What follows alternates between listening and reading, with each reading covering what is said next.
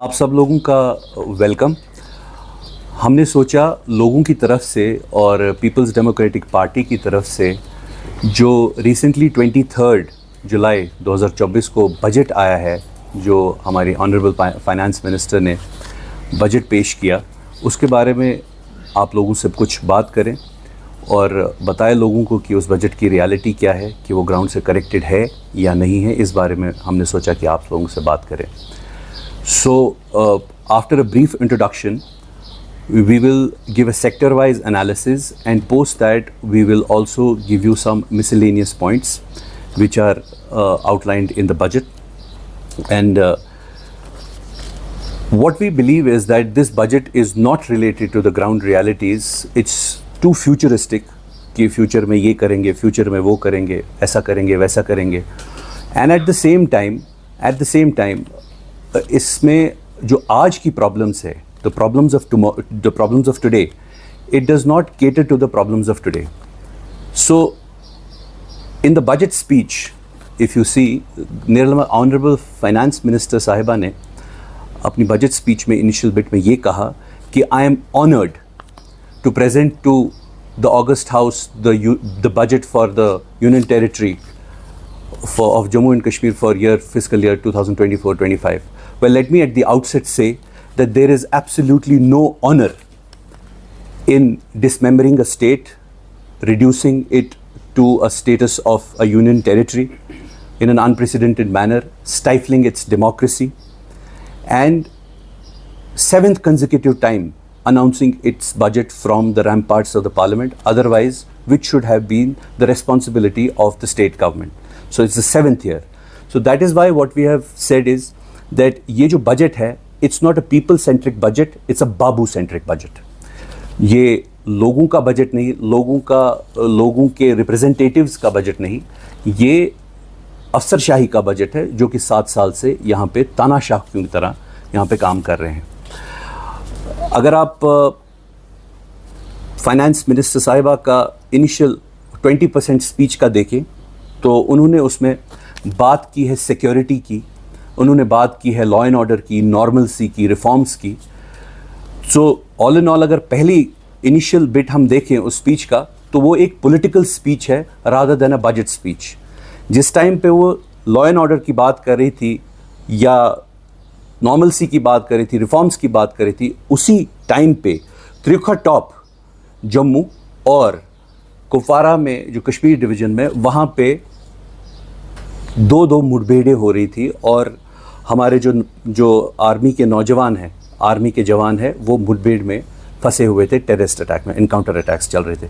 So this is pure dichotomy and quite ludicrous कि एक side से वो सिक्योरिटी की बात करती हैं और दूसरे साइड से उसी दिन जिस दिन बजट पेश कर रहे हैं उस पर सिक्योरिटी की बात कर रही हैं. दो यहाँ पे सिक्योरिटी इश्यूज़ और एनकाउंटर्स चल रहे हैं. And I take strong objection to the fact that she said that we have a legacy of fiscal stress. उन्होंने कहा हमारे पास मैं बताता हूँ उसका तर्जुमा अभी बताऊँगा. We have a legacy of fiscal stress.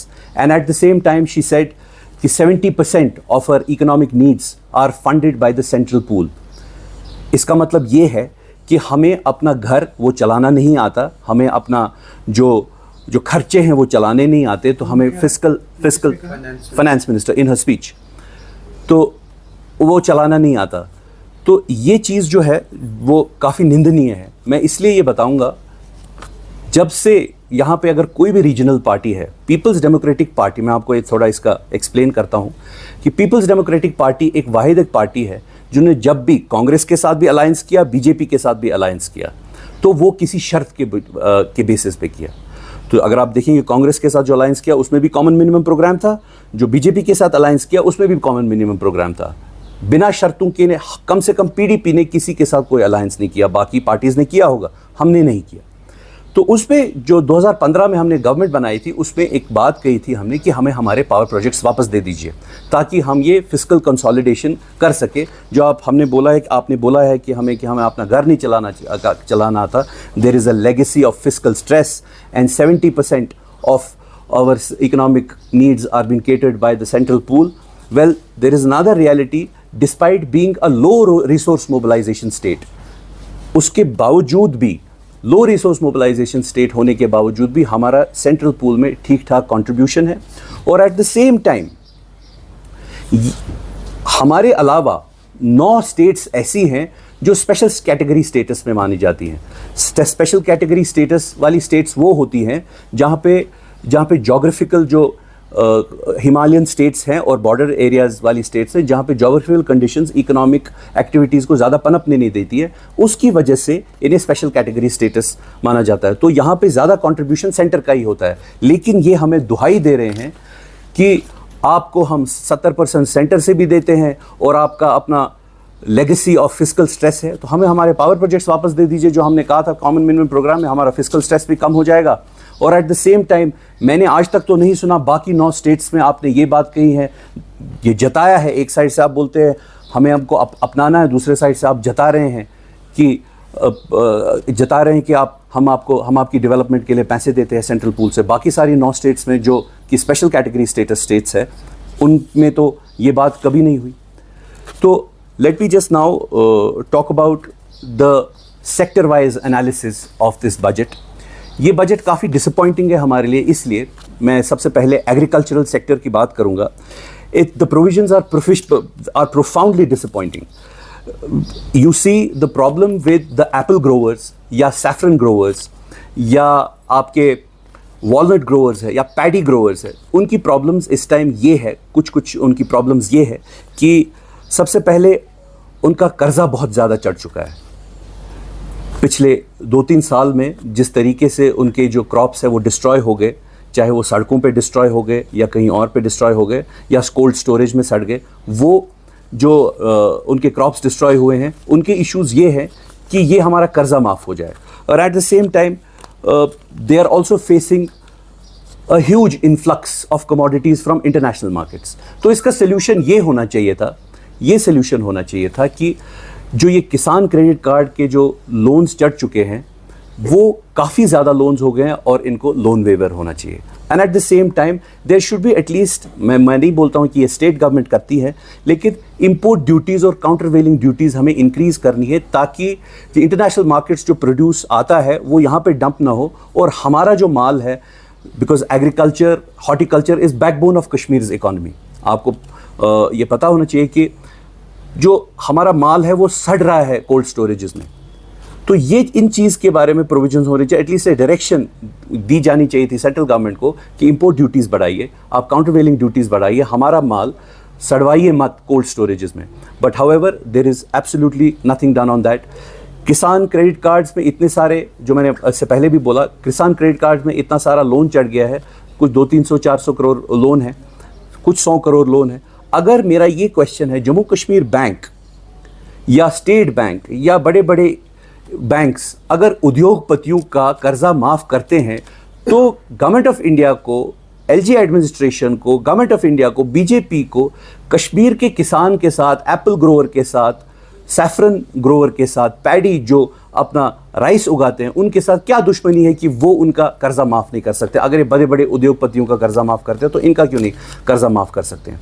इसके अलावा ये भी एक डिमांड थी एग्रीकल्चरल सेक्टर में कि हमें मंडीज़ की ज़रूरत है। जैसे आपने देखा होगा जिस तरीके से कि शुपियन में हमने एक एप्पल की मंडी लगाई थी, उसके बाद वहाँ पे जॉब्स भी क्रिएट हो गए और उधर का बिज़नेस भी फ्लरिश हुआ। लेकिन अलग अलग जो एग्रीकल्चरल प्रोडक्ट्स है, जैसे वॉलनट है, उसकी एक डिमांड है कि मंडीज़ आए, बट दोज मंडीज़, वो मंडियाँ इस पर्टिकुलर बजट में हमने उसके बारे में कोई बात नहीं की है।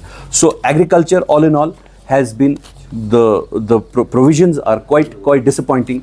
At the same time handicrafts के बारे में, देखिए एक allied sector है, handicrafts के बारे में आपने कोई भी provision handicraft के artisans के बारे में, handicrafts के बारे में उसकी promotion कैसे करेंगे, किस तरीके से हम कश्मीर के products को world class बनाएंगे, उसके बारे में कोई भी किसी भी तरीके की बात नहीं की गई है, and that is very disappointing.